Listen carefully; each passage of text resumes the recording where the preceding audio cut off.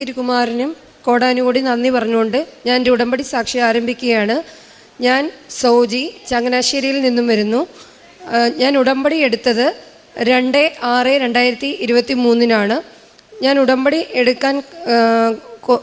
എടുക്കാൻ കാരണമായത് ഒത്തിരി കാര്യങ്ങളുണ്ട്. അതിൽ 6 നിയോഗങ്ങൾ എനിക്ക് അനുഗ്രഹമായിട്ട് കിട്ടിയിട്ടുണ്ട്. അതിൽ എല്ലാം പറയാൻ വേണ്ടിയാണ് ഞാൻ ഇവിടെ വന്നേക്കുന്നത്. അതിൽ ആദ്യത്തേത് 7 വർഷമായി ഞാനൊരു കരാർ ജോലിയിൽ ഏർപ്പെട്ടിരിക്കുന്നു. ജോലി ഉണ്ടെന്ന് പറഞ്ഞാലും ഞാൻ തൃപ്തിയോടല്ല ജോലി ചെയ്തുകൊണ്ടിരുന്നത്. എല്ലാം ചെയ്യുമെന്ന് പറഞ്ഞാലും മനസ്സിനൊരു സന്തോഷമൊന്നും കിട്ടുന്നില്ലായിരുന്നു. എടുക്കുന്ന അത്ര എഫേർട്ട് നമുക്ക് തിരിച്ച് കിട്ടാത്ത അവസ്ഥയായിരുന്നു. അപ്പോൾ അങ്ങനെ വിഷമിച്ചിരുന്ന സമയത്താണ് കൂടെ ജോലി ചെയ്തിരുന്നവർ കൃപാസനം മാതാവിനെക്കുറിച്ച് എന്നോട് പറയുകയും ഞാനിവിടെ വന്ന് ഉടമ്പടി എടുക്കാൻ വേണ്ടി വന്ന സമയത്ത് ജോസഫ് അച്ഛൻ്റെ പ്രഭാഷണം കേൾക്കുകയും ഭയങ്കര സന്തോഷം തോന്നുകയും അന്ന് ഉടമ്പടി എടുത്തില്ല. പോയിട്ട് അടുത്ത ഒരാഴ്ചക്കുള്ളിൽ തന്നെ വന്ന് ഉടമ്പടി എടുക്കുകയും ഉടമ്പടി എടുത്തു കഴിഞ്ഞിട്ട് ഉണ്ടായ അനുഭവങ്ങളെന്ന് വെച്ചാൽ ഭയങ്കര അത്ഭുതകരമായ മാറ്റമാണ് ജീവിതത്തിൽ ഉണ്ടായത്.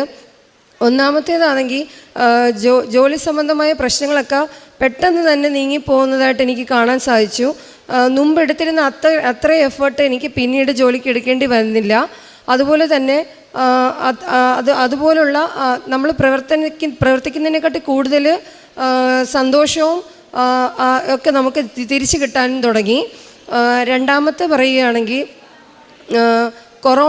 കൊറോണയുടെ സമയത്ത് കൊറോണ കഴിഞ്ഞ് നമ്മൾ വാക്സിൻ എടുക്കത്തില്ലേ, വാക്സിൻ എടുത്ത് കുറച്ച് നാൾ കഴിഞ്ഞപ്പോൾ എനിക്ക് അധികമായില്ല, ഒരാഴ്ചക്കുള്ളിൽ ഭയങ്കര പനി വരികയും ആ പനി കഴിഞ്ഞ് കുറേ നാളുകളോളം ഒരു 6 മാസത്തോളം എനിക്ക് ഈ തോളിൻ്റെ പിറകിൽ അതികഠിനമായ വേദന ഉണ്ടായിരുന്നു. സ്കൂട്ടർ ഓടിച്ച് ഒത്തിരി ദൂരമൊന്നും പോകാൻ മേല, മുടി കെട്ടാൻ മേല, ഉടുപ്പിൻ്റെ സിബൊന്നും ഇടാൻ മേല, അങ്ങനെ ഭയങ്കര ബുദ്ധിമുട്ടായിരുന്നു.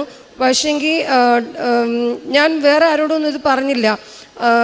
ഞാനിവിടെ വന്ന് രണ്ടാമത്തെ ഉടമ്പടി പുതുക്കലിൽ മാതാവിനോട് ഞാൻ പ്രാർത്ഥിക്കുകയും അത് വേഗം എപ്പോഴാണെന്ന് എനിക്ക് അറിയത്തില്ല, അതെൻ്റെ ശരീരത്തിൽ നിന്ന് മാറിപ്പോവുകയും ചെയ്തു.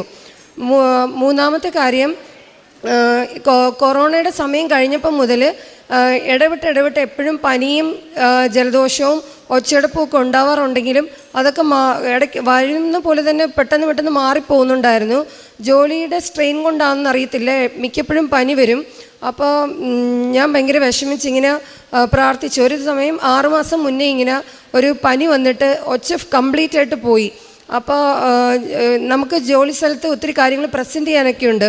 അപ്പോൾ എനിക്ക് ഒത്തിരി കാര്യങ്ങൾ പ്രസൻറ്റ് ചെയ്യണമെന്ന് ആഗ്രഹമുണ്ട്. പക്ഷേങ്കിൽ ഒച്ച പുറത്ത് വരാത്തത് കാരണം ഭയങ്കര വിഷമമായിരുന്നു. എല്ലാവരും പ്രസൻറ്റ് ചെയ്യുമ്പോൾ ഞാൻ മാത്രം ഒന്നും പറയാൻ പറ്റാതെ അവിടെ ഇങ്ങനെ ഇരിക്കുക. അങ്ങനെ ഞാൻ വന്ന് ഇവിടെ 3ാമത് ഉടമ്പടി പുതുക്കലിന് വന്ന് മാതാവിനോട് ഇങ്ങനെ പ്രാർത്ഥിച്ചിട്ട് പോവുകയും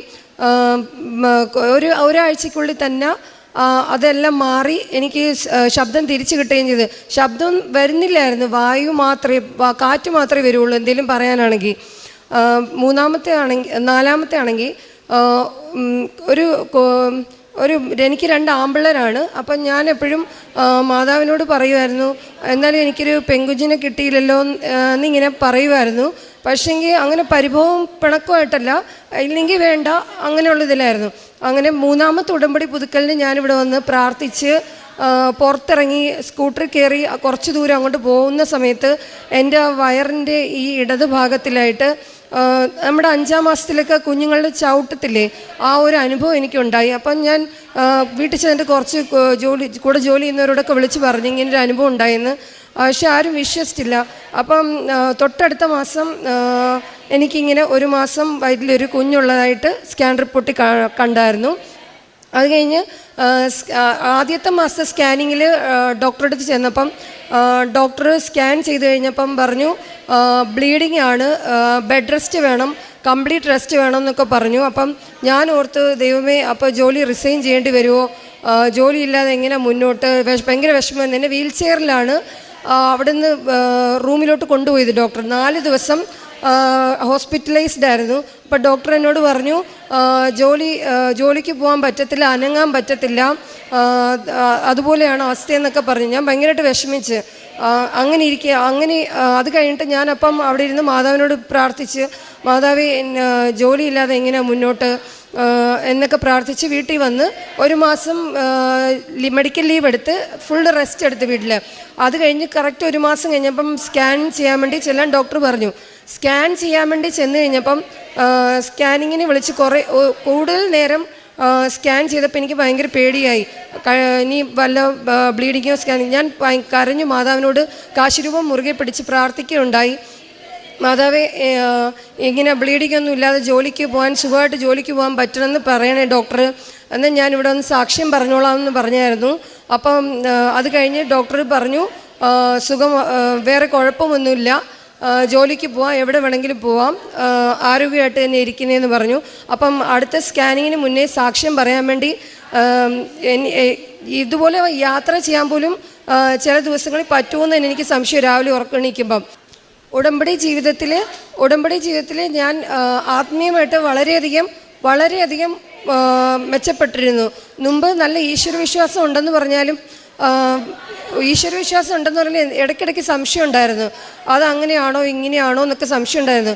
ഉടമ്പടി എടുത്തു കഴിഞ്ഞപ്പം വല്ലാത്തൊരു കോൺഫിഡൻസ് ലെവലുണ്ട് നമുക്ക്. അത് ഉടമ്പടി എടുത്തു കഴിഞ്ഞ് പ്രാർത്ഥിച്ച് കൈവരിച്ച് കഴിഞ്ഞാൽ മാത്രമേ പറയാൻ പറ്റൂ.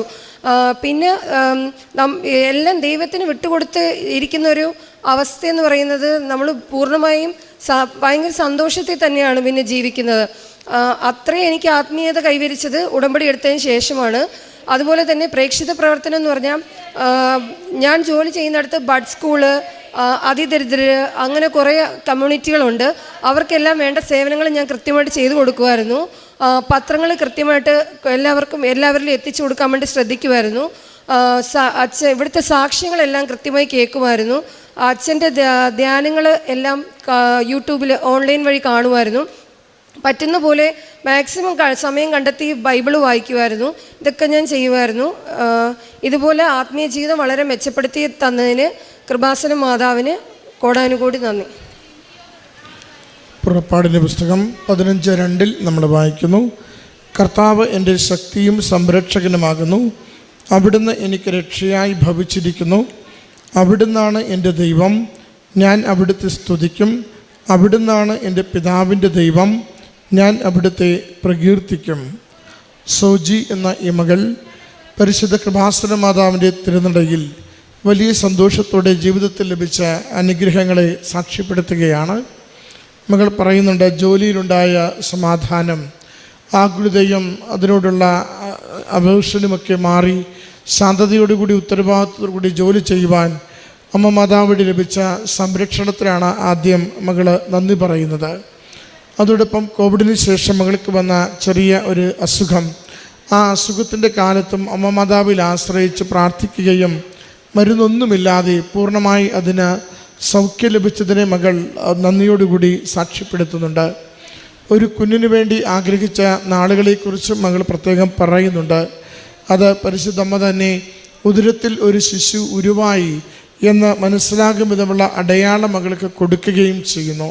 എന്നാൽ അത് കഴിഞ്ഞ് എത്രയോ ദിവസങ്ങൾക്ക് ശേഷമാണ് അത് ശരിയായിരുന്നു, തോന്നലല്ല എന്ന് ഉറപ്പിക്കും വിധം അടയാളം കൊടുക്കുകയും ഇന്ന് ഗർഭവതിയായി ഒരു കുഞ്ഞിന് വേണ്ടി പ്രാർത്ഥിച്ച് കാത്തിരിക്കുന്ന സാഹചര്യത്തിലേക്ക് മകളെ നയിക്കുകയും ചെയ്തത്. പരിശുദ്ധമ്മയുടെ ഉടമ്പടി ജീവിതം തുടങ്ങിയ നാൾ മുതൽ അമ്മ മാതാവ് ഒരു ആത്മീയ ജീവിതം നൽകി മകളെ പ്രത്യേകം ആമുദം സഹായിച്ചു. കാഴ്ചപ്പാടുകൾക്ക് കുറേ കൂടി തെളിമ നൽകി. ദൈവത്തിൽ ആശ്രയിച്ചുകൊണ്ട് എന്തും ചെയ്യുവാനുള്ള ശക്തി കൊടുത്തു.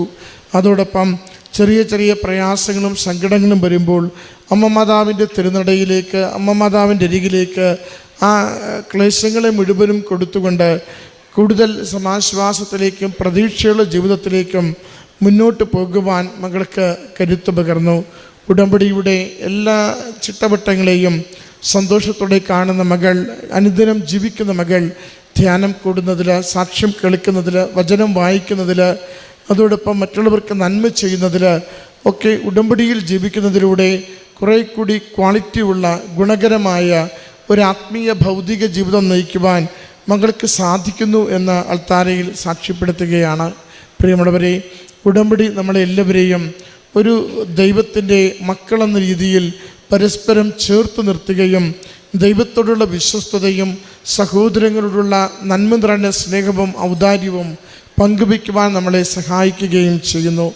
നമ്മുടെ ദുരിതങ്ങളെയും ക്ലേശങ്ങളെയും അതുവഴി വേഗത്തിൽ മാറ്റുന്നതിനും കൂടുതൽ ദൈവത്തിൽ ആശ്രയിച്ചുകൊണ്ട് ആത്മാവിനെ ദൈവത്തിന് കൊടുത്ത് ജീവിക്കുവാൻ പറ്റുന്ന വിധത്തിൽ നമ്മളെ തന്നെ നന്നായി ക്രമീകരിക്കുകയും ചെയ്യുന്നു. ഈ മകൾക്കും കുടുംബത്തിനും ലഭിച്ച എല്ലാ നന്മകളെ ഓർത്ത് നന്ദി പറഞ്ഞുകൊണ്ട് അമ്മ മാതാവിനും തിരുക്കുമാരനും കരഘോഷത്തോടുകൂടി ഈ സാക്ഷ്യം സമർപ്പിക്കാം.